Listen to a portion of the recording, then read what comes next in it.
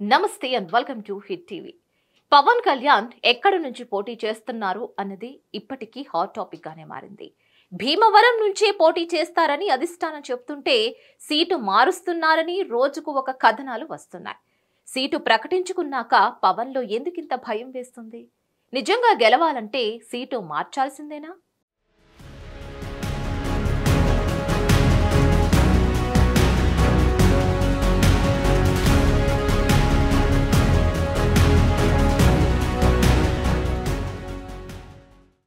ఈ ఎన్నికల్లో పవన్ ను చావు దెబ్బ తీయాలని జగన్ భావిస్తున్నారు. గత ఎన్నికల్లో పవన్ పోటీ చేసిన 2 నియోజకవర్గాల్లో ఓడిపోయారు. అదే మాదిరిగా ఈ ఎన్నికల్లో సైతం పవన్ ను ఓడించాలని జగన్ భావిస్తున్నారు.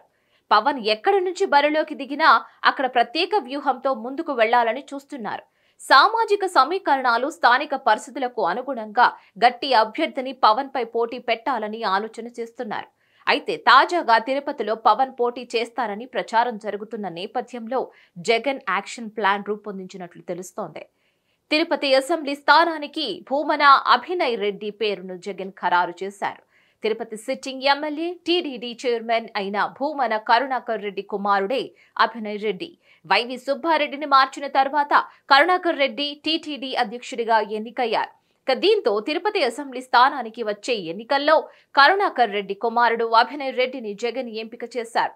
ప్రస్తుతం Abhinay Reddy Tirupati municipal corporation deputy mayor గా ఉన్నారు. కరుణాకర్ రెడ్డి వారసుడిగా అభినయ్ కు జగన్ గ్రీన్ సిగ్నల్ ఇచ్చారు.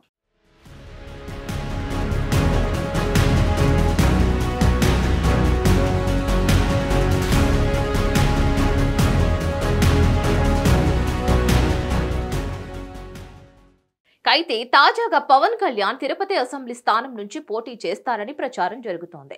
2009లో ప్రజారాజ్యం నుంచి పోటీ చేసిన చిరంజీవి ఎమ్మెల్యేగా గెలుపొందారు. మరి ఈ నేపథ్యంలో పూర్వాశ్రమంలో ప్రజారాజ్యం పార్టీలో పనిచేసిన నేతలకు పవన్ కళ్యాణ్ టచ్ లోకి వెళ్లారు.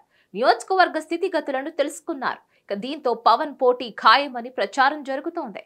అంతకు ముందు పిఠాపురం నుంచి పవన్ పోటీ చేస్తారని తెలియడంతో జగన్ అలర్ట్ అయ్యారు. ముద్రగడ పద్మనాభం వైసీపీలోకి రప్పించేందుకు నిర్ణయించుకున్నారు. ఇప్పుడు పవన్ మనసు మార్చుకుని తిరుపతి వైపు రావడంతో కొత్త వ్యూహానికి పదును పెట్టినట్లు తెలుస్తోంది.